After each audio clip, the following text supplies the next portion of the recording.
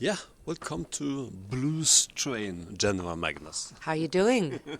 Fine, as usual. And you have been to Hell festival. But it was a hell of a festival. It's a hell of a festival. I've been to Hell many, many times, but not the one near Trondheim. And it was magnificent. It was really wonderful experience. Yeah, there was great joy. We had a great time. Mm. You feel it at once. You have a good contact with the people, with the audience. Very quickly, yeah. And you know, always the blues audience though are they are very hungry, and that's good. You know, it's always a wonderful feeling when there's, you know, lots and, you know, throngs of people pressed up against the stage and waiting and very, very responsive and anxious for your arrival and responsive when you play and responsive to the, you know, the soloists, and it's really nice. And that it was exactly like that. It was precisely like that. Different ages as well, not only this past 50. Right. Yeah, there were quite a few young people up there, and I was very happy about that. Always, you know. You have a long career, Janiva, now. Been working for a lot of years. You grew up in Detroit. Yeah, originally from Detroit, and then moved around the Midwest quite a lot as a young girl, and then back to Detroit for high school for a while. And, you know, it's a bit like hell, another form of hell. You feel like coming back? Yeah, that's what I told the audience. I'd rather be in hell than in Detroit, you know.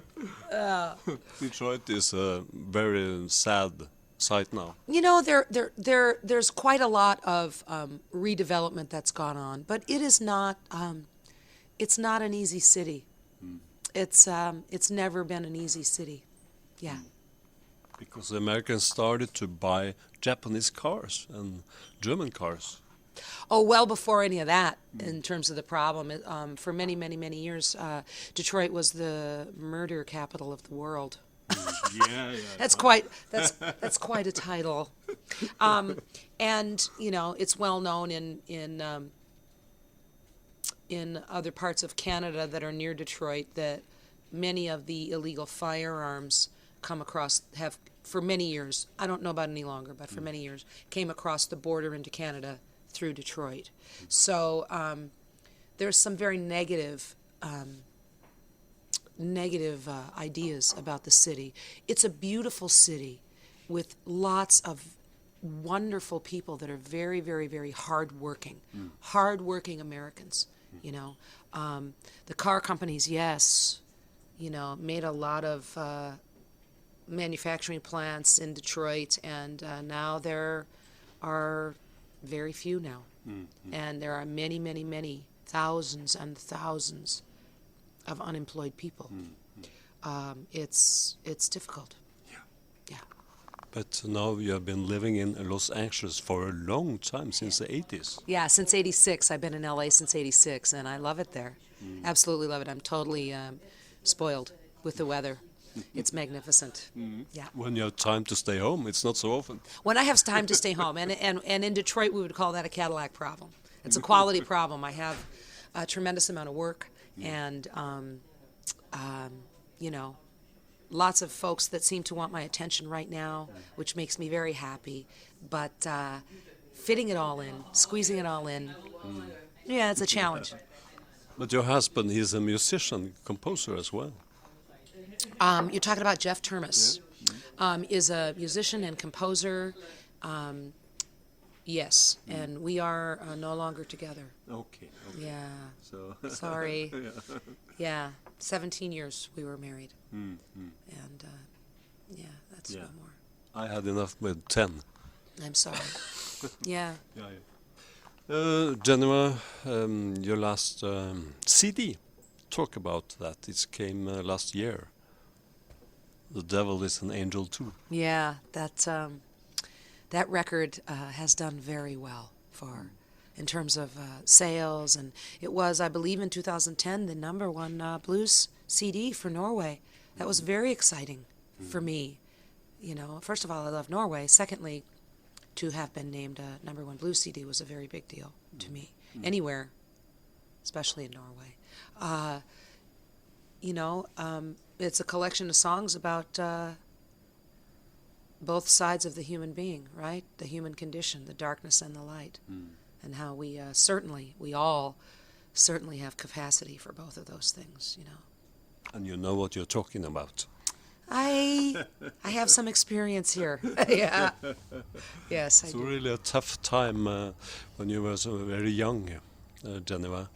How has this influenced you on your music, your life as an artist? I am, there's no question to me now, I didn't understand this for a long time, but I do today, that the early part of my life, the early stories, the early experiences of my life, which were very difficult, inform my craft. I draw from that for the music. I draw from that for the stories, because songs, all they are little stories. They're little vignettes, you know, to me. And so there's no question that I draw from that. You know, Viktor Frankl is quoted as saying, that which to give light must endure burning, right? So I love that saying because it helps me make sense of some very painful and difficult things that really didn't make any sense at the time to me as a young child. So I'm grateful. I'm grateful that the music is the vehicle to help connect with the world for me. It's what it does. It makes the connection. It makes the connection with other human beings. I think that's my job. I think the vehicle is the music, but the job is connection. And I think that the current CD, The Devil is an Angel, has done a pretty good job of that, because people seem to have responded quite well to it. And, you know, Norway, like I said, made it the #1 blues. Living Blues made it the #1 most blues played recording in the States. You know, there's been a lot of very good things that have come. But I listened to the CD and I played it on Bluestrain and I listened to it in the car, and you seems to be a very happy woman today. I am. Most days I'm a very happy woman. Most days there's a great joy for me. I'm very, I feel very, very, very lucky that I get to do what I love. I love my job. I love my job. I get to do what I love to do. I travel around the world with a magnificent ensemble. They're great human beings. They're very good-looking men. And I get to do what I love to do. I sing songs. Someone usually applauds, and then someone hands me a bunch of money. And I think that that's crazy in all of the best ways possible. It's very lucky. Yeah. Tell me about your band you're traveling with. This is hands down the best ensemble ever for me that I have been blessed with. I feel it's a blessing. On drums, Matt Tecu, who's originally from St. Louis. He's been with me about 1.5 years now. On keyboards and Hammond and vocals, Jim Alfredson from Lansing, Michigan. Wonderful, wonderful, wonderful musician. Gary Davenport on bass, who's been with me for over 9 years. So he's been with me for all of my visits to Norway. And Zach Zunis on guitar, who's a magnificent guitar player, blues guitarist, and People, all the serious hardcore blues people will know him from William Clark days, as well as Lester Butler and 13. And he was also in the Red Devils with Lester Butler. So people will know Zach from that. So this is your permanent band, actually, this time. God, I hope so. You know, the nature of musicians is to come and go. Yeah. And it's always hard when they go, because playing music is, when it's right, it becomes such an intimate thing. It's intimate. And so when you lose a piece of an ensemble, it hurts, you know. So I hope they stay for a while, yeah, as this ensemble. Who did fire you up like liking or loving blues? Was it Otis Rush? You heard a concert, a gig with him? Yeah, I had some magnificent experiences with blues at a very young age. Otis Rush I saw at 14. I also saw B.B. King when I was 14 years old. Mostly publicized is my Otis Rush experience. I've talked more about that. It was a epiphany for me at that moment of first seeing him. I had no idea who he was, but it was as if Otis kidnapped me. He stole my heart, as if he tore it right out of my chest and never gave it back. He took it. It's like being taken hostage by this thing, you know. It was, and I didn't know what happened. I didn't understand it as a young girl. I only knew one thing after that show, which is that I needed more of that experience. I now understand what that was today. I understand that that was the connection that I spoke about earlier. You know, Otis Rush was simply telling the truth with his voice and with his guitar. Direct from heart. Absolutely. No bullshit, no pretending, no faking it, no phoning it in. Not one note, ever. Always the truth, always straight to the heart, always right between the eyes, never playing, never pretending. Complete joy, absolute sorrow, total rage, everything. And I had not really experienced that. I already deeply loved music when I was 14 years old, but I hadn't had that experience, and it blew my mind. I'm sure he taught you something. He still is. Yeah. I learned from that. So now that has become, over many, many, many years and thousands of shows, that has become, as it turns out, that's the bar. Hold myself to, and I hold my musicians to the same bar. I hold the ensemble to the same bar. This is the mark we must try for. We must shoot for that goal, and nothing less. What about Albert Collins? You were on his gigs as well. Yeah, I saw Albert Collins many years later. And again, magnificent, just breathtaking, you know. Sonny Terry and Brownie McGee, a lot of acoustic blues, you know. Lazy Lester, you know. All these cats, I saw all these cats that used to tour, you know, Chicago, Detroit, Milwaukee, Des Moines. There was like a loop there, and they would just work that circuit in the Midwest. And God, you know, how lucky was I? I was clueless. I didn't know who these guys were. I was just going. I was going, you know, panhandling money, getting the money together, get a ticket, going, you know. How lucky was I? Yeah. Oh, my God. When I think about it now, the value of it is, you know, is precious to me now. Yeah. Change your life, the right direction. Yes, thank God. Thank God it changed my life, huh? The one I had wasn't so good, and I needed it. I needed desperately that connection. You're telling the importance of the blues, actually. The importance of the blues music for people today. Yeah. I believe that it is paramount. I have always believed the same. I believe that people desperately need connection, human connection, you know. The world is so insane now.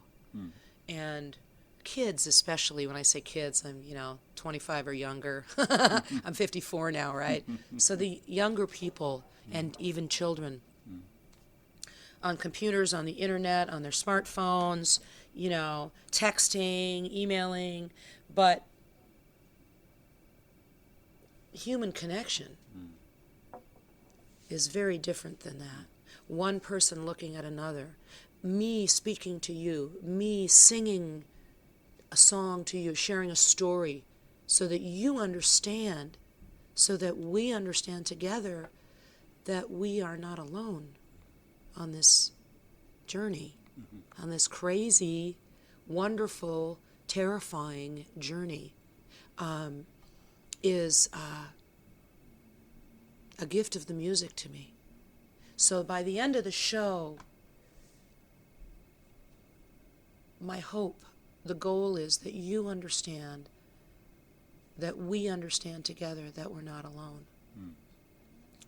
That you know, that I know truly what it is to say,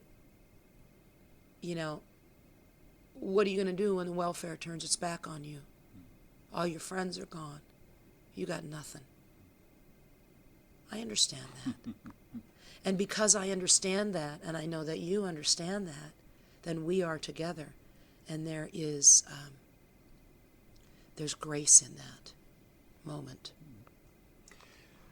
I know that compared to Norway, USA is very tough.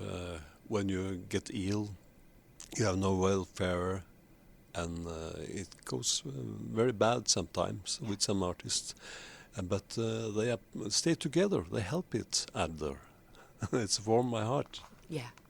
Well, I think that that we, even though there's very intense competition with artists, but I believe that we all understand that we are in the same boat. we are on the journey together. I'm very grateful, I perhaps may never own a home. I don't own my own home now, That may never happen for me. I want that, but it may never happen, I may always be in debt. Oh well, c'est la guerre, as my grandmother would say, But I have been given so much joy and so much beauty through the music and through the craft. Such a freedom in my heart now that I never expected was coming. So I feel very, very lucky to be this person, to be this woman with this career. I have an amazing life. It's not perfect. I still have great sorrow. But, it's so magnificent compared to what I ever thought I would get. Huh? What is different, your career, your life as artist for 20 years ago and now? I play more shows. I make more money. I have a better band, better ensemble, and that means for me as a singer, they support me better.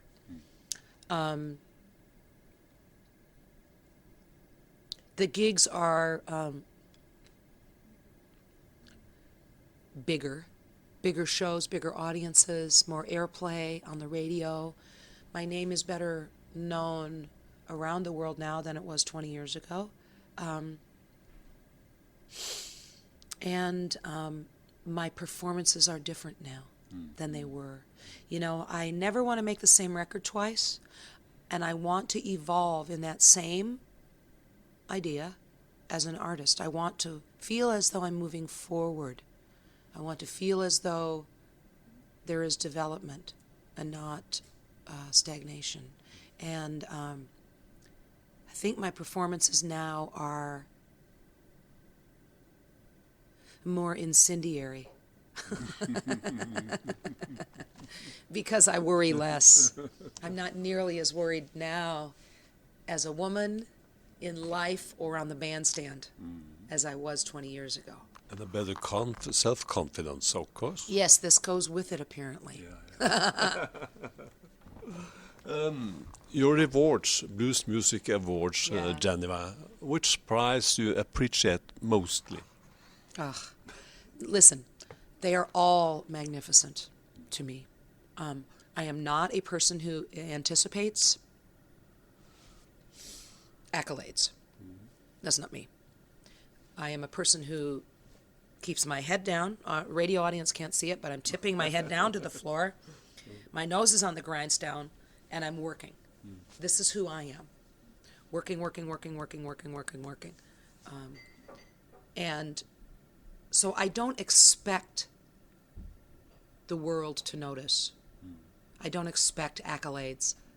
So when they have, in the last few years, that has started to come, and it's been